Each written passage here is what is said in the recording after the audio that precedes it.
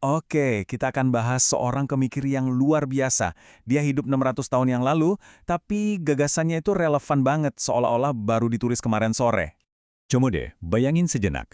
Gimana kalau ternyata, ya, ide-ide dasar sosiologi dan ekonomi modern itu bukan dari Eropa abad ke-19, tapi dari Afrika Utara di abad ke-14. Nah, ini bukan cuma angan-angan. Kita bakal kenalan sama orang di balik gagasan revolusioner ini, namanya Ibnu Khaldun. Nah, untuk bisa benar-benar paham kejeniusan Ibnu Khaldun, kita harus lihat dulu dunia seperti apa yang membentuk pemikirannya. Dunia yang, jujur aja, penuh dengan kekacauan. Jadi hidupnya itu jauh dari kata tenang ya. Lahir di keluarga terpandang, pas remaja orang tuanya meninggal karena wabah maut hitam. Dia langsung terjun ke dunia politik yang, ya ampun, penuh intrik. Dia pernah jadi diplomat, sekretaris, bahkan sampai di penjara. Dari semua pengalaman pahit inilah, dari melihat langsung kerajaan bangkit dan runtuh, dia dapat perspektif unik soal kekuasaan. Nah, karena pengalaman yang luar biasa tadi, dia jadi skeptis banget sama cara orang nulis sejarah di zamannya. Menurut dia, isinya tuh banyak yang salah dan bahkan bohong. Dia mengidentifikasi ada 7 dosa atau kesalahan fatal yang sering banget dilakukan para sejarawan, mulai dari terlalu memihak, gampang percaya sama sumber, sampai nulis buat nyenengin penguasa. Tapi, kesalahan nomor 7 ini yang paling krusial buat dia.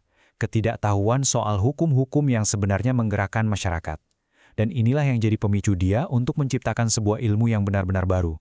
Jadi apa inti dari ilmu barunya itu? Ada satu konsep kunci yang super kuat yang dia sebut asabiah. Gampangnya gini, asabiah itu kayak lem sosial. Semangat kebersamaan, solidaritas kelompok yang bikin sebuah komunitas itu jadi kompak banget. Inilah energi yang mendorong mereka untuk bersatu dan mencapai hal-hal yang kelihatannya mustahil. Menurut Ibnu Khaldun, sejarah itu nggak lurus-lurus aja, tapi berputar dalam sebuah siklus. Dan mesin penggerak siklus ini, ya asabiah tadi. Semuanya dimulai dari sini. Ada kelompok baru, biasanya dari pinggiran, yang punya asabiah atau solidaritas yang kuat banget. Mereka bersatu dan berhasil menggulingkan penguasa lama yang sudah lemah. Tapi ceritanya nggak berhenti di situ. Setelah beberapa generasi menikmati kekuasaan dan kemewahan, kelompok yang tadinya solid ini mulai berubah. Mereka jadi nyaman, sibuk sama gaya hidup mewah, dan lupa sama perjuangan awal. Nah, disinilah asabiah mereka, si perangkat sosial itu, perlahan-lahan mulai luntur.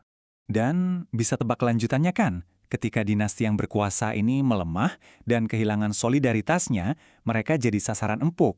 Muncullah kelompok baru dari pinggiran dengan asabiah yang masih membara, siap mengambil alih. Dan boom, siklusnya pun berulang lagi dari awal.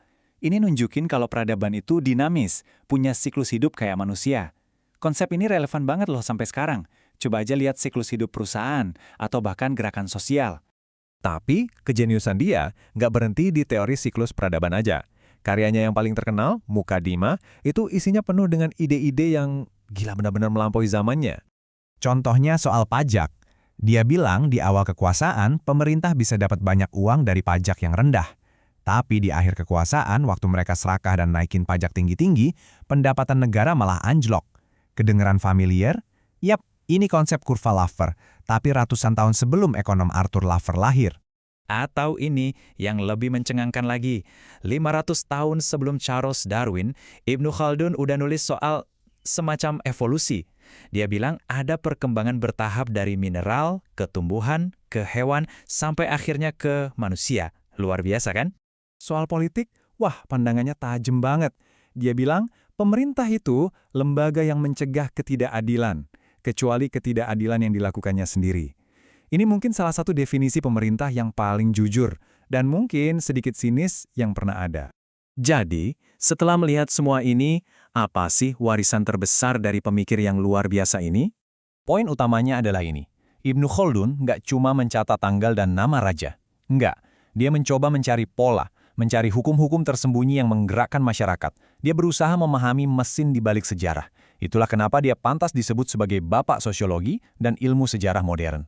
Dan ini meninggalkan kita dengan sebuah pertanyaan besar yang relevan banget sampai detik ini. Kalau teori Ibnu Khaldun benar, kalau peradaban itu memang naik turun dalam sebuah siklus yang digerakkan oleh solidaritas sosial, kira-kira kita sekarang ada di fase mana ya? Sebuah pertanyaan dari abad ke-14 yang rasanya makin penting untuk kita renungkan hari ini.